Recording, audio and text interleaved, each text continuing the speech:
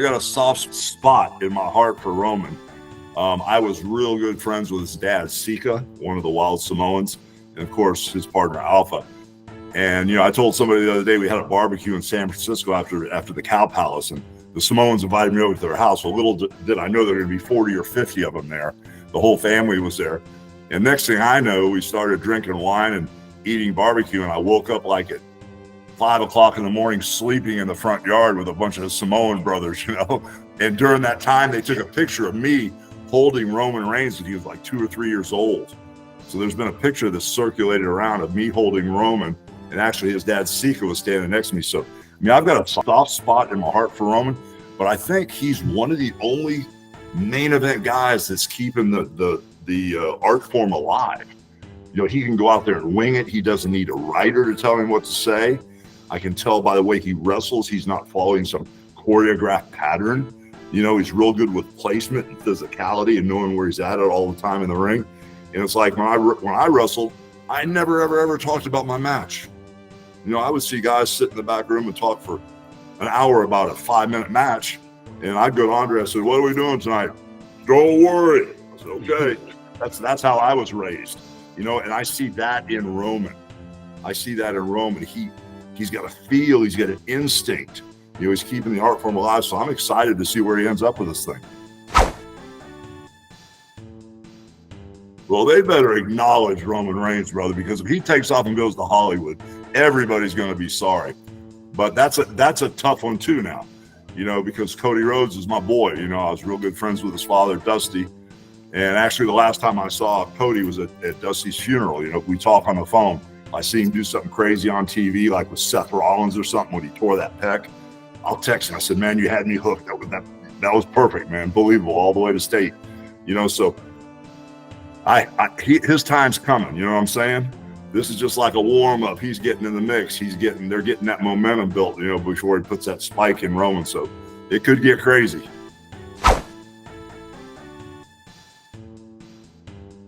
Well, it was kind of a speed bump. It was a glitch in the system as far as who I am. There's no excuses for it. You can go through a divorce, your son can be in jail, you can have all kind of problems happen, but there's no excuses. And at the end of the day, that's not who I am. And everybody knows that. All my friends and everybody I work with know that. So I'm just glad it's behind me, and I moved on and learned a great lesson about respect, and it's something that you have to keep at the forefront of your mind, even if you're mad or you slip or you have a moment, of anger or something. It's still never time to vent and go in that direction. So that's not who I am, and I'm just glad that everybody is with me and still on the team with me. Yeah, I do follow AEW. I think they're on to something. I think like whenever you're a race car driver, if you want to get really, really good at driving, you need a lot of seat time.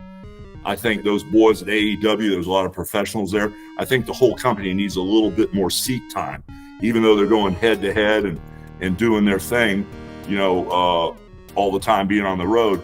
I just got to feel it's a growing process, and they're getting more momentum each and every week. So they're not going away. They're not going anywhere.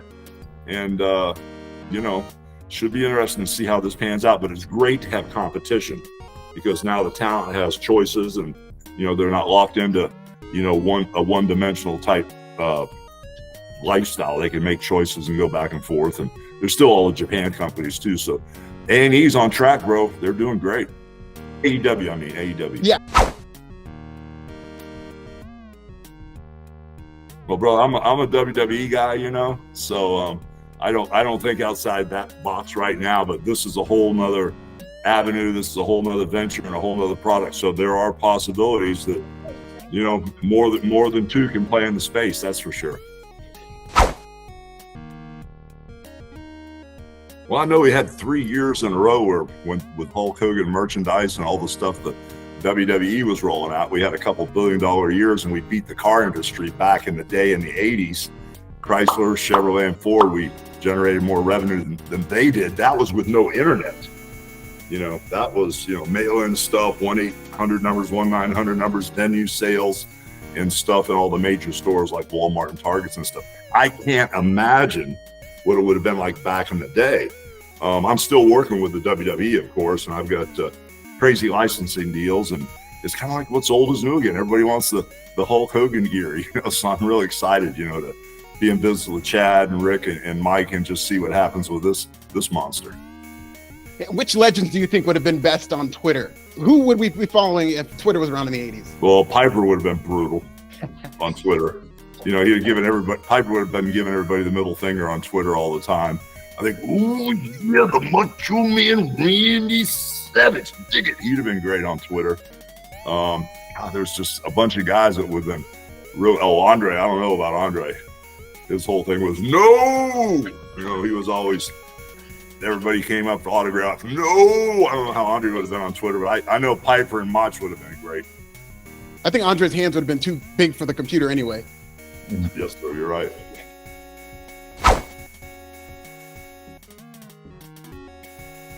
Between the pain, the inflammation, and the doctors always giving you the pain pills after the surgeries, I was miserable. And I started winding down, and I got to the point where the only thing I was taking were 2 Tylenols in the morning and then 2 Tylenols in the afternoon with a cup of coffee to kick them in, But even that was too much for me. They affect me differently than most people. So I had the chance, I met with Mike and Ric Flair and had the honor of meeting Chad and his whole team. The CBD wellness direction, sleep and energy and vitamins and everything that's involved. It was more of a, just a natural way for me to back out and get healthy and become myself again, because I'm not Hulk Hogan 24 hours a day. When I'm home, I'm Terry Bollea and I'm with my friends and my family, and I just didn't want to be foggy. I wanted to be clear-headed, and with all the prescription pills and stuff like that were being thrown at me after all the surgeries, it just didn't work for me. Well, I have back in the day, of course, I started wrestling in the late 70s, my man. And during the 80s, it was the Wild Wild West. We were at Madison Square Garden with Blondie and Cyndi Lauper and Andy Warhol. So I've been around the block a couple times, if you know what I'm saying. But, for me, this is more than just somebody, tapping in and wanting to get high on weed. For me, it's like a new fight, just a different mission. This is about helping people. Just wind them down from all these pharmaceuticals and get them back to being normal where they can function, and just be happy human beings instead of, just medicated to the hilt, walking around in a fog, because that's where I was at. I was just so full of surgeries and anesthesia and pain pills. I wasn't myself anymore. It didn't feel good. And this is the first time since I've been using the CBD stuff for sleep and energy. And it's the first time I've been able to sleep all night without getting up and being restless. And my inflammation is gone. I don't feel nearly as bad as I did trying to lift weights. And I feel like I gained like 25 years back.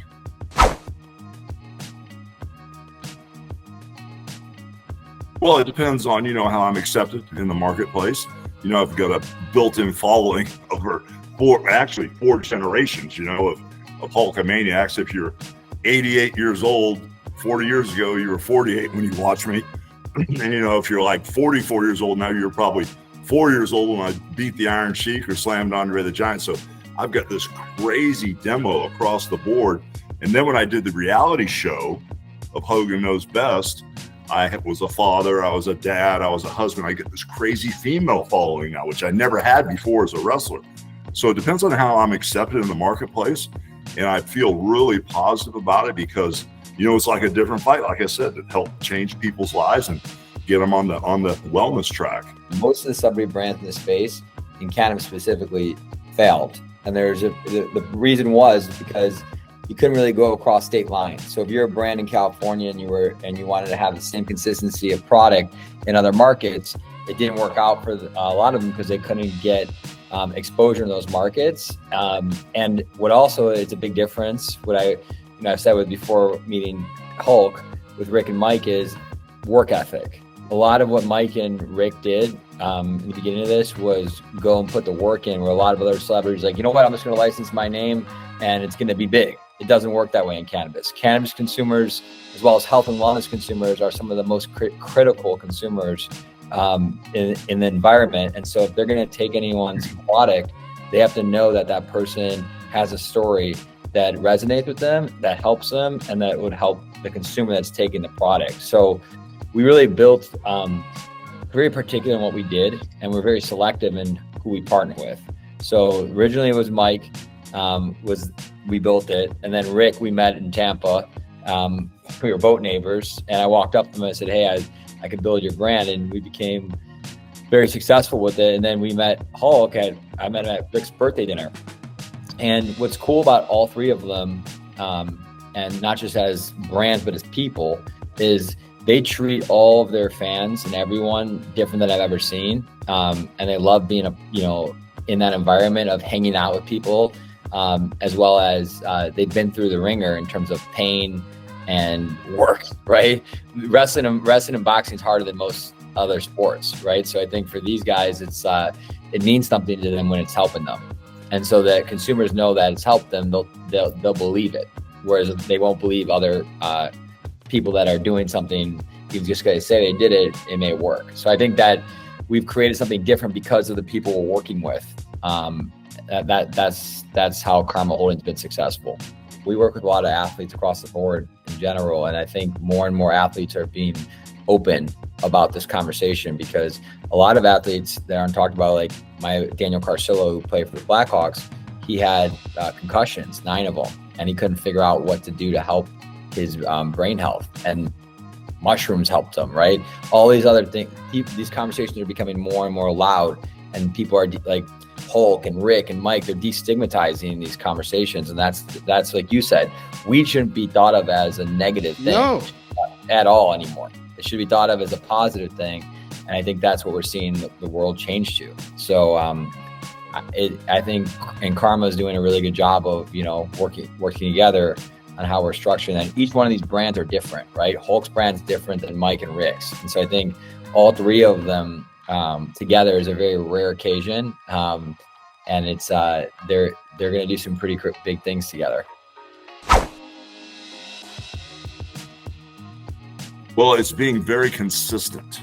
That's the main thing. If you take some THC if you take the CBD drops to sleep, or you take it, for inflammation or stuff, it's really important that you're consistent, even with the time of day that you take it. If you're going to take it in the morning, don't wait till the afternoon. You got to get your body, on a schedule, and get your body dialed in. So for me, it's being consistent with the product. Well, big man, what's old is new again, if you know what I'm saying. Fanny packs are coming. Fanny packs can come back. Hulk Hogan can come back, brother. But no, my body is just too beat up to get beat up in that ring. I mean, I know everybody thinks it looks like fun and games, but once you're in there, what happens between bell to bell? I've never gone on in that ring and come back out without being hurt. And that's over 40 years. And that's like wrestling sometimes 350, 400 times a year, twice on Saturday, twice on Sunday, twice on Wednesdays.